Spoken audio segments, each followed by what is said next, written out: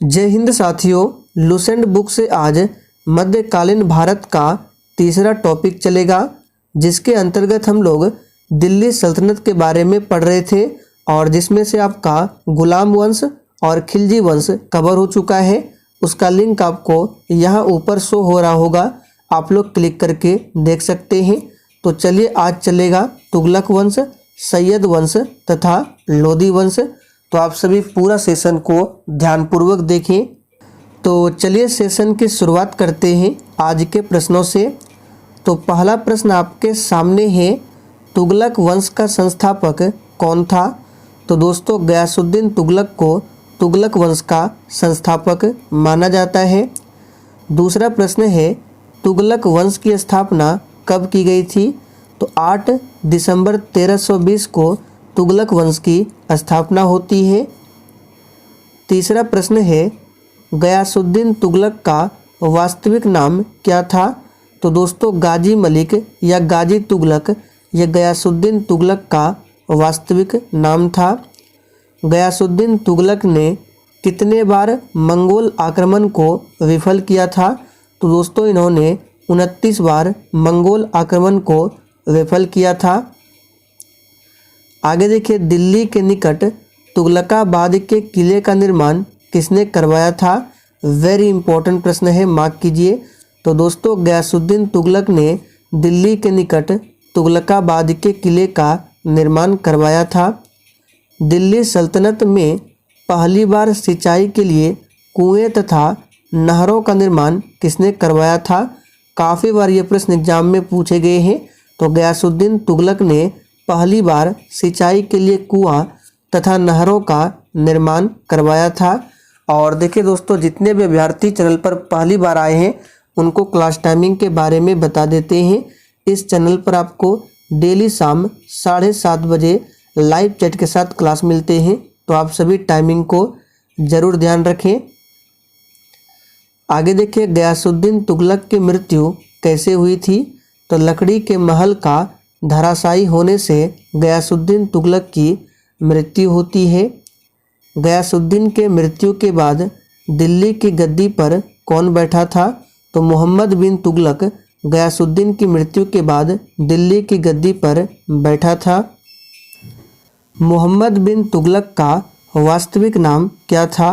तो दोस्तों जूना खां मोहम्मद बिन तुगलक का वास्तविक नाम था।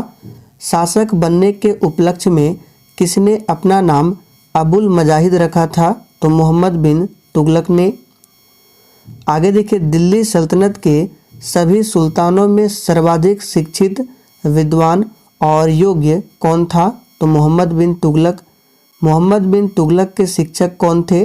तो मौलाना गयासुद्दीन मोहम्मद बिन तुगलक के गुरु थे।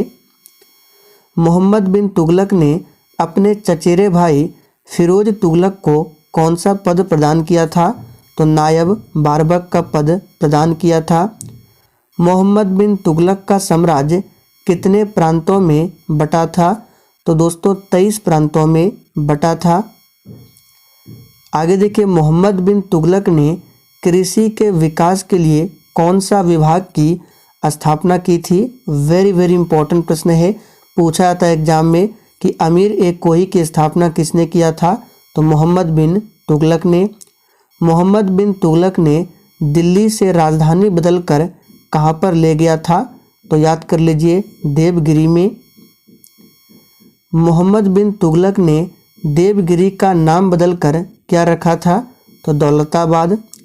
आगे देखिए, मोहम्मद बिन तुगलक ने पुनः दौलताबाद से राजधानी बदलकर दिल्ली कब स्थापित किया था? तो 1335 में। किस योजना के तहत मोहम्मद बिन तुगलक ने सांकेतिक सिक्कों का प्रचलन करवाया था? तो तृतीय योजना के तहत। इब्न बतूता किसके शासनकाल में भारत आया था? तो दोस्तों मोहम्मद बिन तुगलक के समय में इब्न बतूता भारत आया था। यात्री इब्न बतूता कहाँ से आया था? तो दोस्तों ये मोरक्को से आया था और ये मोरक्को यात्री था जो मोहम्मद बिन तुगलक के शासनकाल में भारत आया था। मोहम्मद बिन तुगलक ने के इब्न बतूता को दिल्ली के किस पद पर नियुक्त किया था? तो देखिए मोहम्मद बिन तुगलक ने इब्न बतूता को दिल्ली के प्रमुख काजी के पद पर नियुक्त किया था। किसने सल्तनत काल में प्रचलित डाक व्यवस्था का विस्तृत वर्णन दिया है? तो इब्न बतूता ने। मोहम्मद बिन तुगलक का उत्तराधिकारी जो कि फिरोज शाह तुगलक है कब बना था? तो 1351 में। फिरोज शाह तुगलक मोहम्मद बिन तुगलक का कौन था? तो याद रखिएगा ये चचेरा भाई था। उड़ीसा में पुरी के जगन्नाथ मंदिर को किसने ध्वस्त किया था? तो फिरोज शाह तुगलक ने 1360 में। नगरकोट के प्रसिद्ध ज्वालामुखी मंदिर को किसने ध्वस्त किया था? तो फिरोज शाह तुगलक ने 1361 में। किस सुल्तान के दरबार में सबसे अधिक गुलाम थे? मार्क कर लीजिए, वेरी इंपॉर्टेंट है। तो फिरोज शाह तुगलक के दरबार में सबसे अधिक गुलाम थे। फिरोज शाह तुगलक ने केवल 4 प्रकार का कर लेता था, वे कौन है? तो देखिए फिरोज शाह तुगलक जो है केवल 4 प्रकार के कर लेते थे, वो है खराज, खुम्स, जजिया एवं जकात। फिरोज शाह तुगलक ने सिंचाई की सुविधा के लिए कितनी नहरें बनवाई थी? तो 5। फिरोज शाह तुगलक ने कितने बाग लगवाए थे? तो दोस्तों लगभग 1200 बाग लगवाए थे फिरोज शाह तुगलक ने। फिरोजाबाद, हिसार, फतेहाबाद, जौनपुर तथा फिरोजपुर नामक नगर को किसने बसाया? तो फिरोज शाह तुगलक ने। फिरोज शाह तुगलक को सबसे ज़्यादा कौन सी नगर पसंद था? फिरोजाबाद।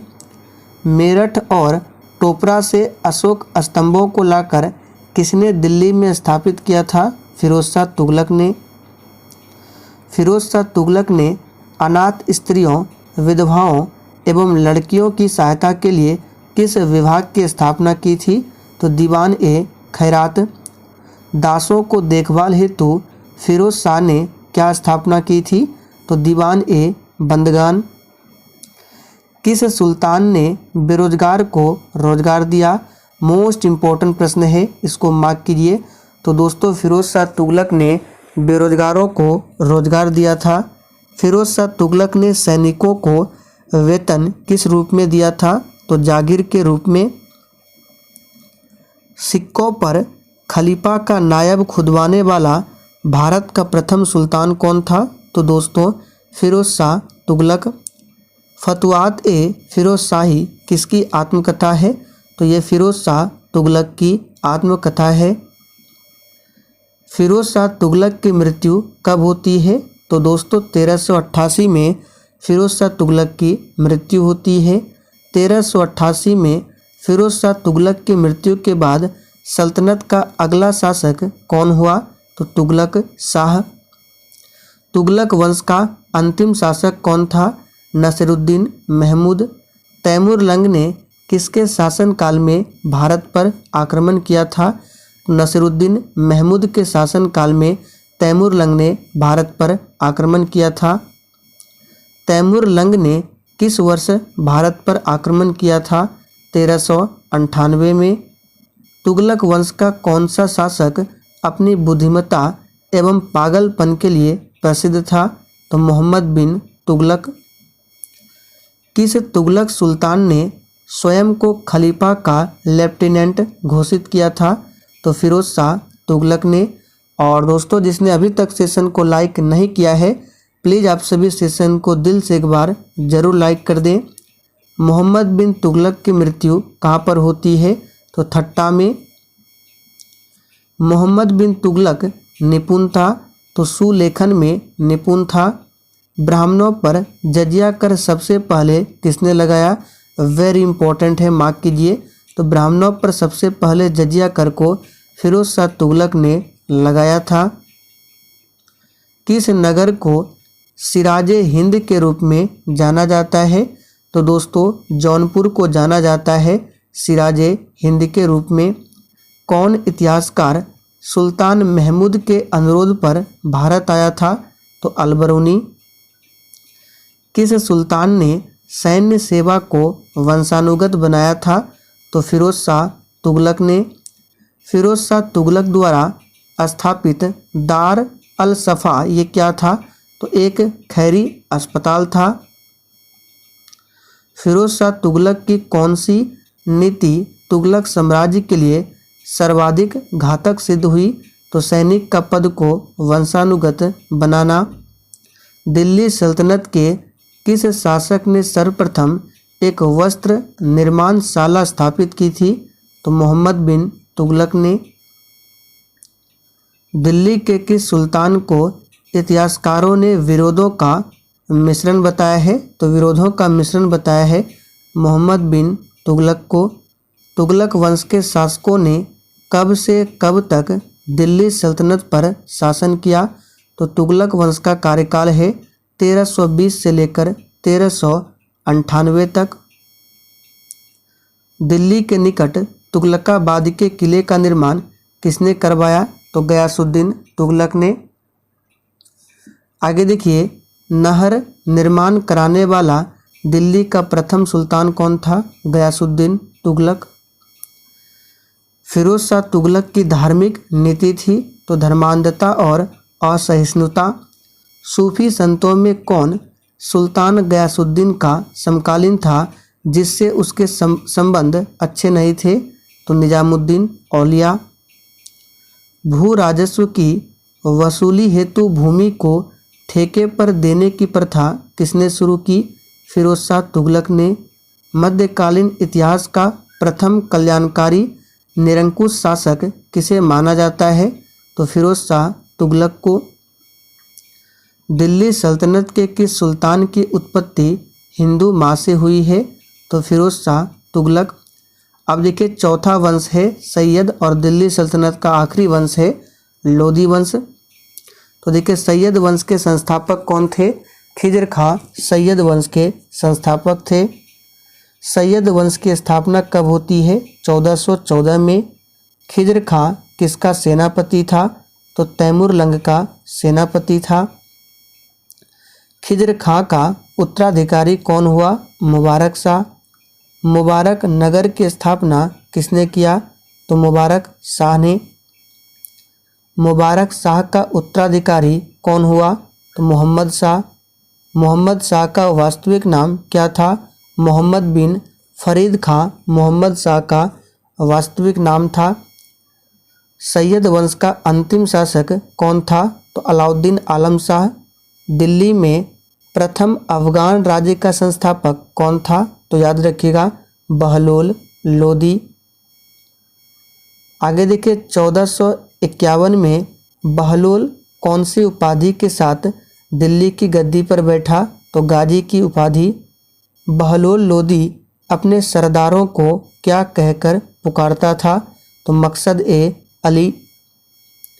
बहलोल लोदी द्वारा कौन सा सिक्का चलाया गया था? तो बहलोल सिक्के। बहलोल लोदी के बाद उसका उत्तराधिकारी कौन हुआ? तो सिकंदर शाह लोदी या फिर सिकंदर लोदी। सिकंदर शाह लोदी का वास्तविक नाम क्या था? निजाम खां। और ये सभी जो है लोदी वंश के शासक हैं। किसे पराजित कर सिकंदर लोदी ने बिहार तथा तिरहुत को दिल्ली में मिला लिया था? तो जौनपुर के हुसैन शाह सरकी को। आगरा नगर की स्थापना किसके द्वारा की गई थी? तो सिकंदर लोदी के द्वारा। कब किया गया था? तो 1504 में। और 1506 में इन्होंने आगरा को अपनी राजधानी बनाया था। भूमि मापने के लिए गजे सिकंदरी पैमाना किसने जारी किया था?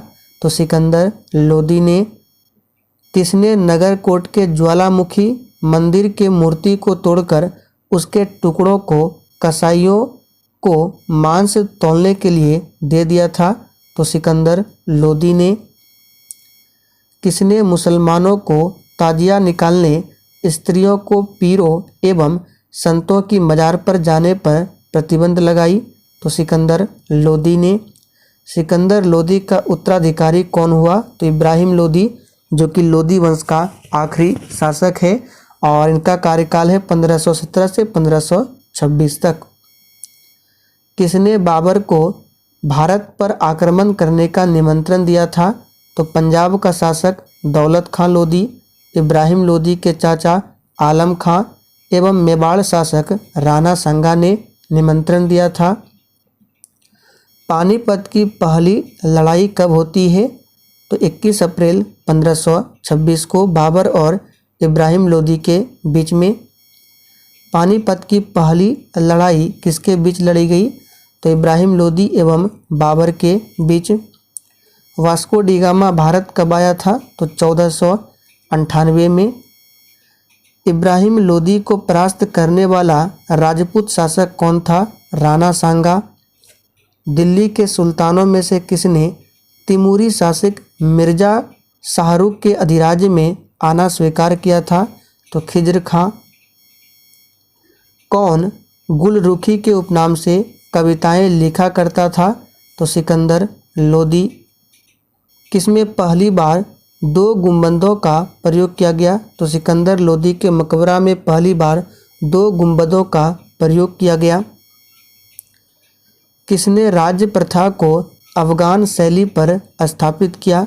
तो बहलोल लोधी। दिल्ली के तख्त पर बैठने वाला प्रथम भारतीय मुस्लिम शासक कौन था? खुसरव शाह। लोधी वंश का अंतिम शासक इब्राहिम लोधी। लोधी वंश का संस्थापक बहलोल लोधी। तैमूर के आक्रमण के बाद भारत में किस वंश का राज स्थापित हुआ था? तो सैयद वंश का। अमीरों का महत्व अपने चरमोत्कर्ष पर किस वंश के शासनकाल में था? लोधी वंश के शासनकाल में।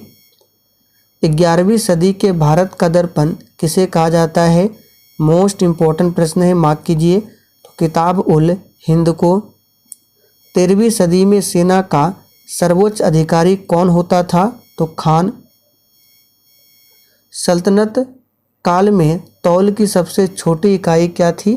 तो रत्ती। अब ये प्रश्न आप लोगों के लिए है, सिकंदर लोधी ने आगरा को कब अपनी राजधानी बनाया? इसका आंसर आपको नीचे कमेंट करके बताना है। तो चलिए दोस्तों, आज के लिए इतना ही। तब तक के लिए जय हिंद।